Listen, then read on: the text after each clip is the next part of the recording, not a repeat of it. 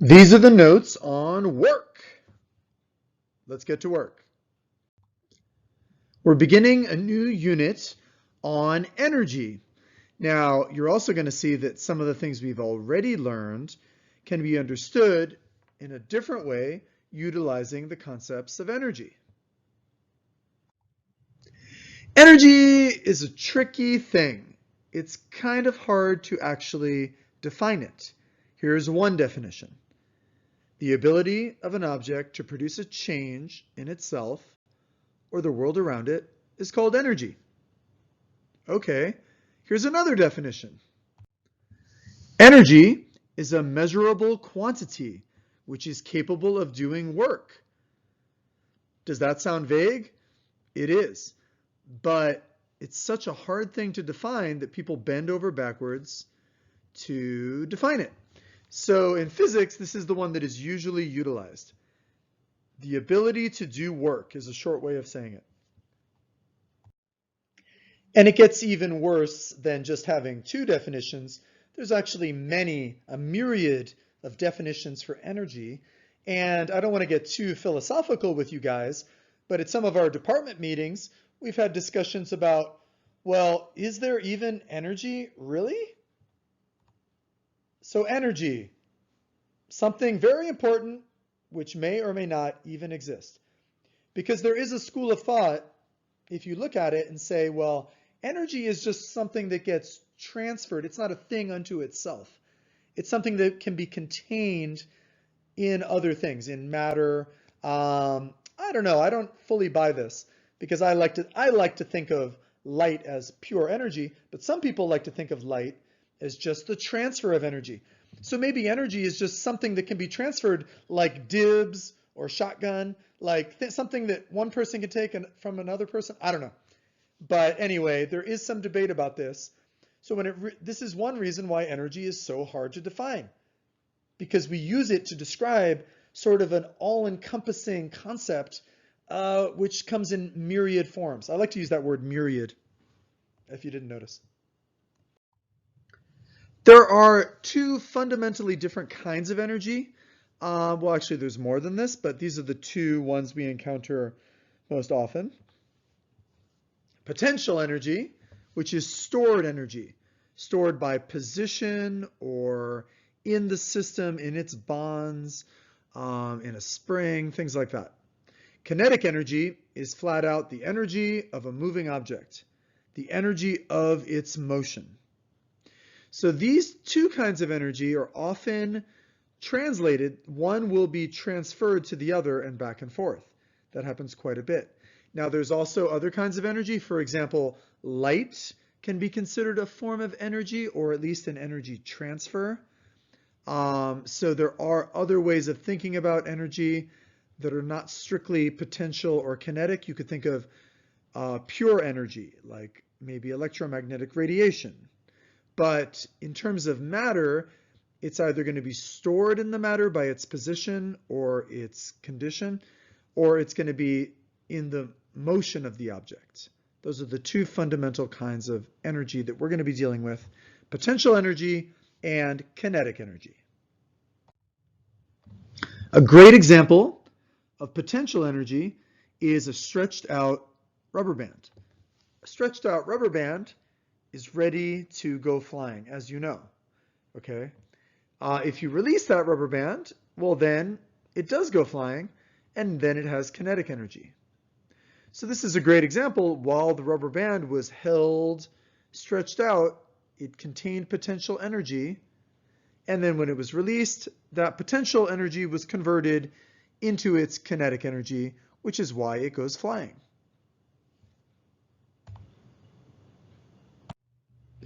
So I use that word myriad. What does myriad mean? This, by the way, is a great vocabulary word, and I would try to use it whenever possible. Well, the word myriad comes from the Greek word myrias, which actually means 10,000. It literally means the number 10,000. But that's not the way we use it anymore. Now, back in the old days in ancient Greece, they had words for numbers like 1, 10, 100, 1,000, And the biggest word they had for the biggest number that they had to really get to, in those days they didn't have that many things to count, okay, was 10,000. So they treated this as almost like infinity, like some giant number, okay? So the way we use it nowadays is for countless numbers, indefinitely great numbers, just some big, vaguely large number. The closest thing I can think of that we use today is like a gazillion. Now, the gazillion is not a real number, but you know if somebody says that, they're talking about something really big that you would not bother actually counting. So the Greeks, we've had a lot of inflation since the Greeks were around. I guess you could say like a billion. If you don't really mean the number 1 billion, you say like a billion to mean like a big amount. But it was more treated like the number gazillion, like it's not even real, it's so big. So the Greeks had a different definition of this than we do today. So when I say myriad definitions, well, maybe I'm exaggerating a bit, but there are a lot of different definitions of energy. Now we get to the concept of work, like doing your job. As Edward James Olmos would say, as a Dhamma, do your job. Okay? It's my best impression. So work is an important concept when you're talking about energy, because one of the definitions of energy, one of the myriad definitions of energy, is something capable of doing work. So we best know what work is. Best not we. Okay, so work is when you exert a force over a distance. Okay, if you have a force in a direction that the object is moved, then the work is the force times the displacement, how much the object was moved, changed in position. So the equation is W equals FD. Work equals force times displacement. Now, earlier we were using displacement, we were using X. So you could also write this W equals Fx, okay? But that's 2cg, right? Anyway, so it's a pretty easy thing to calculate, and you'd be surprised how many things have jobs. Well, obviously there are child labor laws, but still you do your work at school, right? So is that a job? Do you think the Earth has a job? Does the Earth do work? Oh yes, you'll be surprised how much work the Earth does all the time. So we will be using this equation, and it's a pretty simple one. We already know how to calculate force. I had to change the color. I was using red for force in my previous equations, but I found that that would match up too closely with a future one we're going to have. So I had to change the force to that golden color. So work equals force times displacement. Really easy. There's no dividing. There's no squaring. Come on, easy equation. But you're going to see that there's more than one way to calculate work. Also, there's more than one way to think about work. There's more than one way to even think about it, as you will see. Okay, so let's do a work calculation. This is a pretty easy equation to use if you understand the terms. So here we have a red backpack that has been pushed over to the right. The pink image would be the residual image, I guess, left over from where it started. And then D is the displacement. Notice that it is moved over half a meter, 0.5 meters. So what moved it? Well, it was moved by a force. The force was 4.0 newtons. But nowhere in this diagram does it give me any indication about how much time that took. I wonder if that happened in a second, or maybe in a minute, or maybe in an hour. It doesn't indicate the amount of time. So interesting that when you're calculating the amount of work, the amount of time it took is irrelevant. Interesting, right? So we just have to plug those into our equation. So the equation is work equals force times displacement. Well, the force is 4.0 newtons, as you know, and the displacement is 0.5 meters. So let's replace those. Let's put those in. And then it's just very simple multiplication. No squaring, no division, very easy. So it's 4 newtons times half a meter. Well, what is half of 4? This is not higher level calculus we're doing here. Half of 4, of course, is 2. So it's going to be 2.0, but what are the units going to be? Well, let's see, we've got newtons and we've got meters and we're multiplying. So our unit is just going to be a newton meter. 2.0 newton meters. That's not a very satisfying unit, is it? Well, let's see here. Oh, wait a second. Before we talk about the unit, this is honors physics. We better put this in scientific notation, right? So 2.0 newton meters, what would that be in scientific notation? How many positions do I have to move the decimal?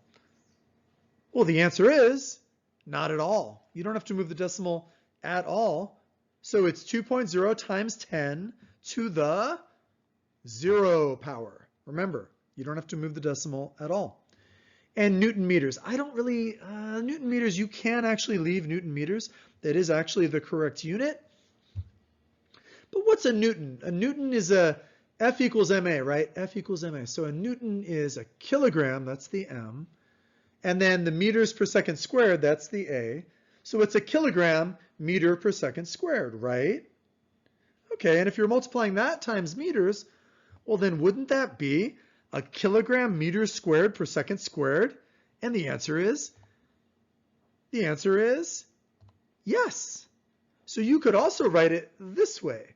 2.0 times 10 to the 0 kilogram meters squared per second squared. Ooh, but that's even worse, isn't it? That's even worse than the units we just had.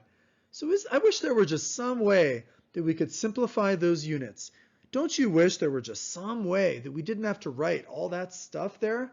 And in fact, there is a way. What is that? That is writing the unit, the very important unit that we use all the time with energy, but we use it for work also. What is a kilogram meters squared per second squared equal to? That is equal to 1 joule. So doesn't that look way better? 2.0 times 10 to the 0 J. So much better than kilogram meters squared per second squared, and even better than newton meters. So this is the unit that we use for energy. Isn't that weird? Because now we're using it for work. Well, how can we use the unit of energy as the unit of work? Well, you will soon see. Very shortly, in fact. So you might wonder why the units of work look just like the units of energy. Well, to get to that, first we have to talk about the definition of kinetic energy and the equation to calculate kinetic energy. Remember that kinetic energy is the energy resulting from motion. It can be represented by Ke, or it can be represented by a capital E with a subscript of K. I just went with the Ke here. You'll see it both ways. So kinetic energy is equal to 1/2 of the mass of the object multiplied by the velocity squared. Okay, now this is one issue where Newton actually got it wrong. He was later corrected by Leibniz, who does not have a T in his name, who said that actually the velocity was squared when you're talking about energy. And this makes more sense if you think about calculus. If you think about differentiating, it makes sense that it would be 1/2 and a square. That kind of goes together sometimes in calculus. So in any event, when you're calculating kinetic energy, all you really have to know is the object's mass and its velocity. And then you just plug it into this equation. So it's not quite as straightforward as that equation for work, but it's still not too bad to use. So we will be using this quite a bit. And we could have used this actually previously when we were calculating things like how far up an arrow would go or a rocket would go. We could have calculated it using this equation. And maybe I'll show you that in an example pretty soon. So that is how you calculate kinetic energy. So kinetic energy is 1/2 mv squared. That's what this equation is. And we'll be using that quite a bit. So what would the units of kinetic energy be? Let's see, mass is kilograms. Velocity is meters per second. So if you square it, it'll be meters squared per second squared. Oh, so then it'll be kilogram meters squared per second squared. Isn't that a joule? Yes. So this is really why the unit of the joule has those has those parameters, has those units inside it, so to speak. Remember, the 1/2 is a unitless ratio, like 0.5, and it's like 50% or 500,000 parts per million, whatever. It's one of those unitless ratios. It does not carry its own units, right? So it's going to have the units of kilogram meters squared per second squared or joules. And that turns out to be the units that we always have with energy, no matter how we calculate it. So there's another kind of energy, isn't there? What was that other kind of energy called? Potential energy. So potential energy I'm representing here with PE. Okay, that's not physical education, by the way. And you can also represent it by a capital E with a subscript of P. That's another way to do it. I'm just writing it as PE. PE equals mgh. Well, not always. What I'm showing here is what we like to call gravitational potential energy. But it is the one that we are most commonly dealing with in physics class. So I'm just going to call it potential energy, but just keep in mind that there are definitely other kinds of potential energy, like even the bonds in a molecule and things like that. You could even consider matter itself as a form of potential energy based on E equals mc squared, but let's not go into that. Okay, so mgh. So we've got the mass times gravity. Oh, so this one only works where? If we're using lowercase g, where is this going to work? This is only going to work here on the surface of the Earth. If you're pretty close to sea level, pretty close to the surface of the Earth, this equation is going to work fine. And then h, well, sometimes they will use delta h there, but I'm just using h. H is your height. We could have also used y there. We could have flipped it upside down and used it as the vertical parameter. So now the problem with potential energy is you always have to measure it relative to a reference frame. So how much potential energy you have depends on what you're defining as zero. It's always with reference to a particular position that we will define as zero. So it will be your h above that position of zero. So this is interesting because how can potential energy not be an absolute? It isn't. It's based on compared to what? Compared to what reference frame? So what would the units of this be? Well, mass would be kilograms. Gravity is an acceleration. That would be meters per second squared. Height is going to be in meters. So again, we wind up with kilogram meters squared per second squared, which again turns into a J, for simplicity's sake, the joule. So that joule is really an awfully convenient unit to have. Otherwise, we'd be writing so many derived units, it would really, really make your wrist sore. You'd get carpal tunnel syndrome from writing it so frequently, writing all those extra units when you can just put a capital J. So why does work have the units of energy? Well, that's because of a little thing we call the work-energy theorem. And it's basically saying that work is equal to the change of kinetic energy. Remember, delta, that triangle, means change. So if work is equal to the change of kinetic energy, for example, kinetic energy final minus kinetic energy initial, that's the way we usually measure change, final minus initial, right? Well, if both of those kinetic energies had the units of joules, well, when you subtract, that doesn't change units, does it? So no wonder work has the units of energy, the units of joules. So again, if work is equal to the change of kinetic energy, well, where's the kinetic energy going? Well, usually the kinetic energy is going into potential energy, right? And usually if the kinetic energy goes up, that's coming from potential energy. So a lot of work is exchanging kinetic energy for potential energy or vice versa. Okay, it depends on whether the work is going into the system or coming out of the system. But usually when you're talking about a change in kinetic energy, you're talking about some of that going to potential energy, or again, coming from potential energy. And we'll talk more about that when we talk about the conservation of energy. So why do we call the unit the joule anyway? Well, notice how it's spelled. It's not a joule from a jewelry shop. Okay, it's not a jewel that's made out of a gemstone. It's Joule, named after the great scientist James Prescott Joule, JPJ. So if you are a big enough scientist, if you're a big wig, if you're important enough, they just might name a unit after you.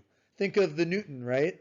If you're a big enough scientist, maybe they'll name a unit after you. And if you're really lucky, they might name an element after you. I'm still holding out for the Pemble. Maybe someday, right?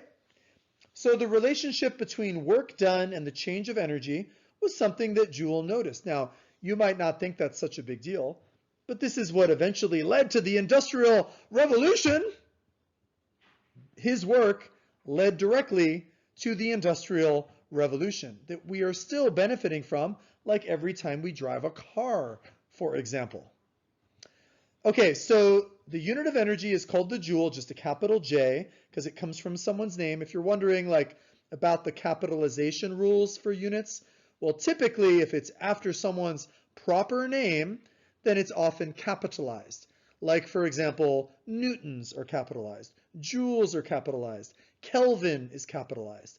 Although technically that was his title, not his last name. Well, anyway, so if you want to take an example of a joule, if a 2 kilogram object moves at 1 meter per second, well then what's its kinetic energy? Well, it's 1/2 mv squared. But if you square 1 meter per second, you get 1 meter squared per second squared. And if you take 1/2 of 2 kilograms, you get 1 kilogram. So if it's 1 kilogram times 1 meter squared per second squared, well, that is just 1 kilogram meters squared per second squared, which is exactly 1 joule. So that is how the joule is derived in kinetic energy.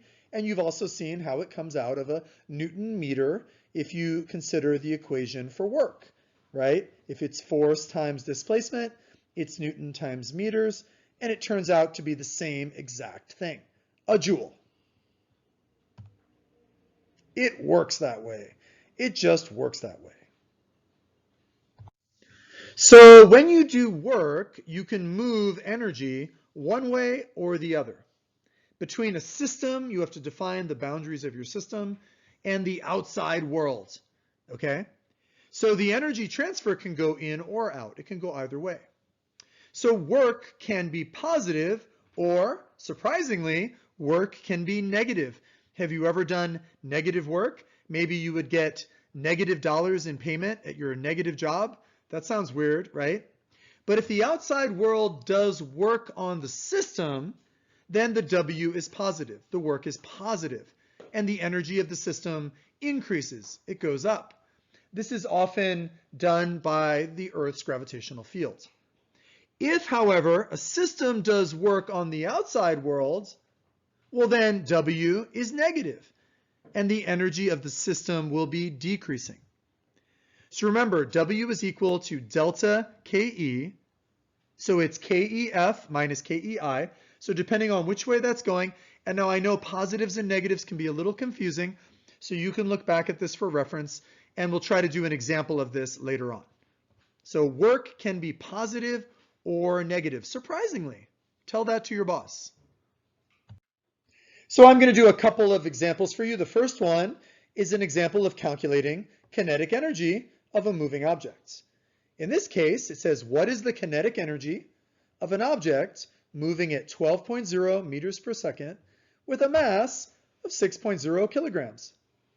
Well, you know we're going to have to use that equation, the one above, use that exact equation. And you know that we've got the information we need, don't we? We need the mass, we have that, and we need the velocity, we have that. Okay, we don't get rid of the 1/2, that's there no matter what. So let's just insert them into the equation. Let's insert our numbers. So we've got kinetic energy is equal to 1/2 of 6.0 kilograms multiplied by 12.0 meters per second.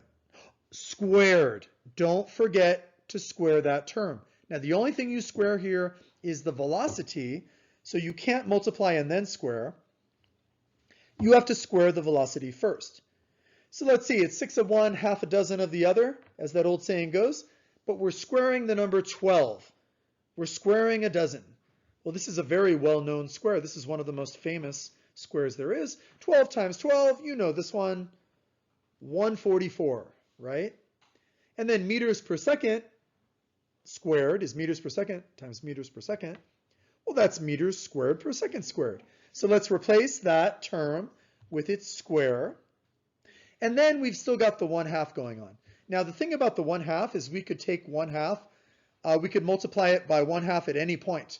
It doesn't really matter order of operations. So just to make my life easier, I'm just going to take the 1/2 of the 6 kilograms. Multiply it times 1/2. What is 1/2 of 6? That's an easy one. 1/2 of 6, 6 divided by 2, is 3.0 kilograms. So notice that does not change the unit. Now the last thing I have to do to get my kinetic energy of this object is to multiply those two together, get the product. So if it's 3.0 kilograms times 144.0 meters squared per second squared, what are the units going to come out as? Well, no units are canceling. So we'll have that whole thing like lumped together. It'll be kilogram meters squared per second squared. And what does the number come out to be? The number comes out to be 432.0. So it's 432.0 kilogram meters squared per second squared. Well, that's not such a pretty unit. But before we deal with the unit, let's put this number into proper scientific notation. In order to move it into proper scientific notation, I have to relocate the decimal, move it over twice to the left, so I get 4.32 times 10 to what power? Well, if I move the decimal twice, well, then that's the exponent. It's a 2. Because I'm going to the left, it's a positive 2. So let's rewrite it. Boom. 4.32 times 10 to the second kilogram meters squared per second squared. So that is kind of my answer, and that would be correct. However, those units just aren't so great. I would love to replace those units with something else. What can we replace those units with? Kilogram meters squared per second squared? What about joules? Isn't that much, much prettier than writing out that whole messy derived unit? So that's the reason they made the joule, was to make our answers look prettier, a lot neater and cleaner and shorter. So boom, circle it, that's your answer. The kinetic energy of that object moving at 12 meters per second with a mass of 6 kilograms is 4.32 times 10 to the second joules. Boom, there's your answer. So now we're going to do an example about work. Now, you might be surprised to find that the Earth does a lot of work. The Earth has a job. In fact, it has many jobs. It's working all the time. Doesn't seem like it. Seems like it's just sort of lying there below our feet. But the Earth does a lot of work. So the question is, what is the work done by the Earth if a 5.0 kilogram ball is accelerated by gravity over a distance of 10 meters? Interesting. So if our system is the ball, then the work is being done from outside the system, so it'll be positive work, okay? That's what we were talking about earlier. And if the ball did the work on the system, it would be the other way around. Okay, so we obviously need the equation for work. What is that again? W equals FD. Work equals force times displacement. But wait a second. This equation doesn't give us the force. It does give us the displacement. What would the displacement be? Well, 10 meters. So the ball is moved 10 meters. That's its displacement. And let's see. What about the force? Well, don't we need another equation to figure out the force due to gravity and mass? What do we call that force? Oh, that is called the weight. So how do we calculate the weight of something? Oh yeah, it's mg. F equals mg. Now remember, this is the way to calculate the weight of an object. It's its mass times little g, the force of gravity. And you should probably remember what little g is, right? You should probably remember. So let's put that one down here. That's where we need to start. Because first, of course, we need to figure out the force, before we finally figure out the work. We need to know what the F is. Now notice I've used different colors for F. That's just because I couldn't keep the same color scheme in this unit, so I've changed. It was red in the old unit. Now it's kind of golden. Oh well. All right, so here we go. F equals mg, mass times gravity. So what's the mass of the object? 5.0 kilograms. And what's the little g? What's Earth's gravity? You should remember this one. Oh yeah, 9.80 meters per second squared because it's an acceleration. Remember, this is just a special case of F equals ma, right? Except in this case, the acceleration is Earth's gravity. So let's replace those two. Boom. 5.0 kilograms times 9.80 meters per second squared. And then we multiply those together. And what's going to happen with the units? Oh yeah, we'll have kilogram meters per second squared. Well, those are the units of force, right? And that's actually what a Newton is, isn't it? Kilogram meter per second squared. Oh yeah, that's a Newton. Can't forget newtons. So let's multiply it together. 49.0 newtons. Boom. Now we have our force. So now we can use our little work equation. Work equals force times displacement. Well, if the force is 49.0 newtons and the displacement is 10 meters, let's replace those. Let's substitute the variables for what they stand for. Boom. And then we just have to multiply 49.0 newtons times 10 meters. 49 times 10. Remember, whenever you multiply by 10, it just adds another 0. It like moves the decimal to the right. And then what are my units going to be? Let's see, I've got newtons times meters. It'll be Newton meters. So when we multiply those, the product of those is 490.0 Newton meters. But let's say I don't like Newton meters. Oh, wait a second. Don't we have to put this in scientific notation also? And let's say I don't like Newton meters. So which one am I going to do first? Well, let's put it in proper scientific notation. If you move the decimal over twice to the left, oh, this is kind of like what we had before. It would be 4.90 times 10 to the second Newton meters. Okay, so we dealt with the scientific notation first. So now we got to deal with that pesky unit. Isn't there a better unit? Because remember, again, a Newton is a kilogram meter per second squared. And if you multiply that times meters, well, then it's kilogram meters squared per second squared, which is exactly the same as which unit? The joule. So I'm going to replace the Newton meters with joules. And that's a pretty good answer. The work done by the Earth, if a 5.0 kilogram ball is accelerated by gravity over a distance of 10 meters, is 4.90 times 10 to the second joules. Boom, I'm going to circle my answer. So this is how you do a work calculation. And again, the work is being done by the Earth on the system, so it is a positive value. And I could have put a plus there. That is the end of the notes on work. Do you want to say bye-bye, Ian? Bye. Bye-bye. That's too long. Bye.